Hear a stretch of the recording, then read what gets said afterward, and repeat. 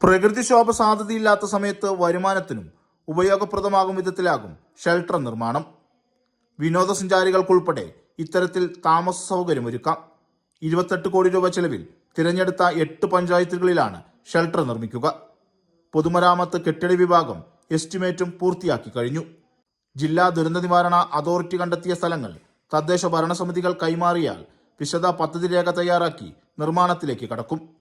പ്രകൃതി ദുരന്തങ്ങൾ നേരിടാൻ കൂടുതൽ അഗ്നിരക്ഷാസേന യൂണിറ്റ്, 6 ഹെലിപ്പാഡുകളുടെ നിർമ്മാണം തുടങ്ങിയവ യാഥാർത്ഥ്യമാകുന്നതിന് പുറമെയാണ് ദുരിതാശ്വാസ ക്യാമ്പുകൾക്ക് ബദലായി ഷെൽട്ടറുകൾ ഉയരുന്നത്. കാലവർഷത്തിൽ ദുരിതമനുഭവിക്കുന്നവർക്ക് ആശ്രയമായി ഒരുങ്ങുന്ന ഷെൽട്ടറുകൾ വിനോദസഞ്ചാര സീസണിൽ വരുമാനം നൽകുന്ന റെസ്റ്റ് ഹൗസുകളാകും. വിനോദസഞ്ചാരികൾക്ക് താമസമൊരുക്കാൻ കഴിയും വിധം മികച്ച നിലവാരത്തിലാകും ഷെൽട്ടർ നിർമ്മാണം. ഷെൽട്ടറുകൾ നിർമ്മിക്കുന്ന സ്ഥലത്തെ തദ്ദേശ സ്ഥാപനങ്ങൾക്ക് ഇതിലൂടെയുള്ള വരുമാനം ഉപയോഗിക്കാനും കഴിയും.